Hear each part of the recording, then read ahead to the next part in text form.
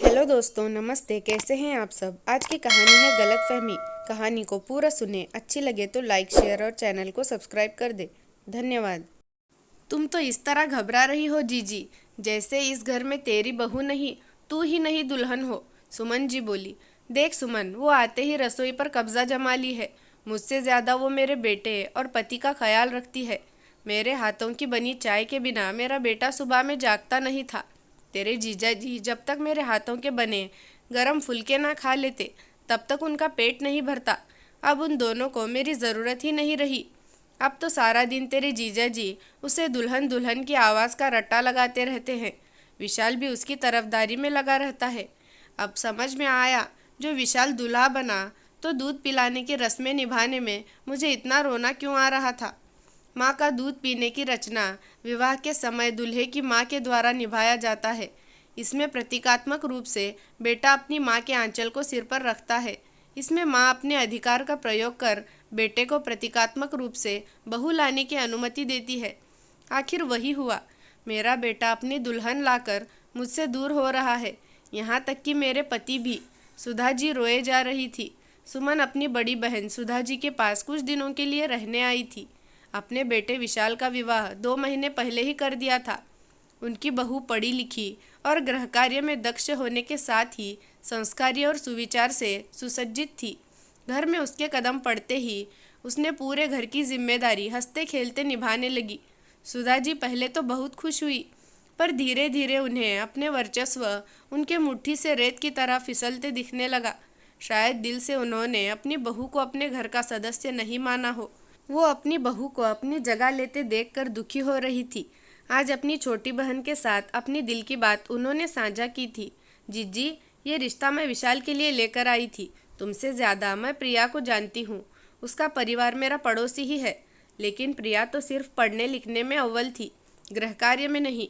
मुझे आश्चर्य है कि उसने पूरे घर की जिम्मेदारी इतने अच्छे से संभाल ली है। सुमन जी हैरान थी। हाँ, तुमने तो पहले भी ऐसा कहा था, तो मैंने सोचा कोई बात नहीं, गृहस्थी हम सास बहू मिलकर निभा लेंगे। शुरू में हम दोनों साथ में रसोई जाते थे, लेकिन 1-2 दिनों के बाद ही हर काम प्रिया खुद करने लगी।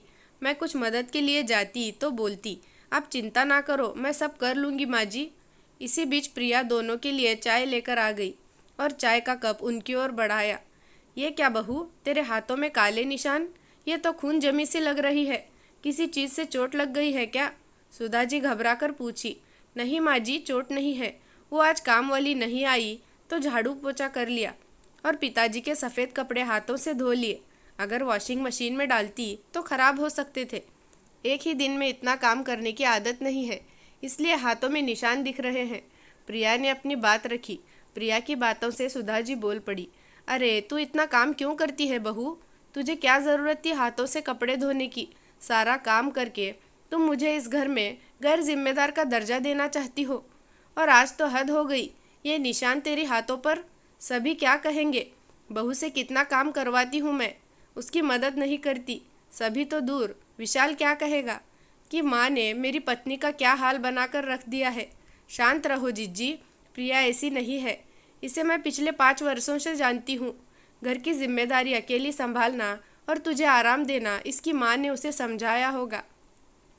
ये तुम्हारी सेवा कर रही है और तुम हो कि इस पर ही लांछन लगाए जा रही हो। भगवान का शुक्रिया करो जो तुम्हें इतनी समझदार बहू मिली है। सुमन जी ने गुस्साए मन से अपनी दीदी से कहा। आराम कर कर कर मैं पंगु हो जाऊंगी। जिंदगी जीने के लिए वजह होनी चाहिए। एक वृद्ध गृहिणी के लिए अपने हाथों से खाना बनाना और प्यार से सबको खिलाने के सिवा और क्या है? छोटे मोटे काम भी बहू खुद कर लेती है। मैं क्या करूँ सारा दिन बैठकर? सुधा जी गुस्सा पड़ी। सुधा जी का गुस्सा देखकर प्रिया उनके गले लग गई और बोली, मैं बताती हूँ आपको क्या करना है। आप सुबह में घूमने जाओ पापा के साथ। वहाँ से आने के बाद पापा के साथ बैठकर गरम चाय पियो। फिर नहा धोकर अपनी रामायण पाठ करो और मेरे हाथों से बने गरम नाश्ते का स्वाद लो। उसके बाद टीवी पर अपने पसंद के कार्यक्रम देखो। फिर दोपहर के खाने में मैं गरम गरम रोटी बनाती जाऊँ और आप पापा के साथ खाना खाओ। खाने के बाद अपनी किताब लिखो। 25 साल पहले जो आपने अधूरा छोड़ दिया था और शादी बच्चों के बाद बहुत कोशिश के बावजूद भी उसे पूरा नहीं लिख पाई, वो अधूरी किताब आज भी संदूक में पड़ी है। विशाल मुझे उस डायरी के पन्नों को दिखाया था जिसमें खूबसूरत किताब की कब्र बनी हुई है। इसके बाद किताब लिखने का काम करना आप, सब कुछ भूल कर, फिर रात में गर्मा गर्म खाना खाकर सो जाना। जीने की वजह है माँ, वो है आपकी अधूरी ख्वाहिश। आपने अपनी जिम्मेदारियों के बीच हमेशा अपनी ख्वाहिश को भुला दिया। हमेशा गर्मा गर्म खाना सबको दिया, गरम गरम फुलके आप भी खिलाओगे सभी को। कभी तो खुद भी मौका दो गरम फुलके खाने का, गरम चाय पीने का, दोपहर में एक मीठी सी झपकी लेने का। माँ, मुझे विशाल ने आपके बारे में सब बताया है। उसने कभी आपको तसल्ली से बैठे नहीं देखा, हमेशा ठंडी चाय ठंडी रोटी खाते हुए देखा है। किस प्रकार आपने अपने बारे में कभी सोचा नहीं, सोच नहीं पाती थी। जिम्मेदारियों में घिरकर आपने सब संभाला है, तो मुझे भी अपने जैसा बनने दीजिए। प्रिया के बोल सुनकर सुधा जी शर्मिंदा हो गई। प्रिया के बारे में उन्होंने क्या सोचा था? उसे वो परिवार के सदस्य का दर्जा नहीं दे पाई थी, पर प्रिया ने तो उन्हें अपना दिल दे दिया था। प्रिया 2 महीनों में उनसे इतनी जुड़ गई थी कि उनकी बरसों की तमन्ना को पूरी करने की कोशिश में दिन रात लगी रहती थी। जिस लड़की ने कभी मायके में काम नहीं किया, वो उनकी खुशी के लिए हर बंधन से उन्हें मुक्त कर रही थी। उनकी आंखों में अपनी बहू के लिए प्यार उमड़ पड़ा और अपनी सोच पर पछतावा। सुमन अपनी बहन को मुस्कुराकर देख रही थी और सुधा जी अपनी बहू के आंचल में एक बच्चे की तरह रो रही थी। बहू के प्यार अपनेपन से उनके खुशी के आंसू छलक पड़े थे। अपनी बहू के हाथों के निशान को चूमकर उन्होंने कहा, आज के बाद ये नहीं होना चाहिए। तुम मेरे जैसी नहीं, अपनी जैसी रहो। अपनी जिम्मेदारियों के बीच अपने सपनों को भी तवज्जो दो, उसे साकार करो, क्योंकि पता नहीं तुम्हें मेरी इतनी प्यारी बहू मिले या ना मिले।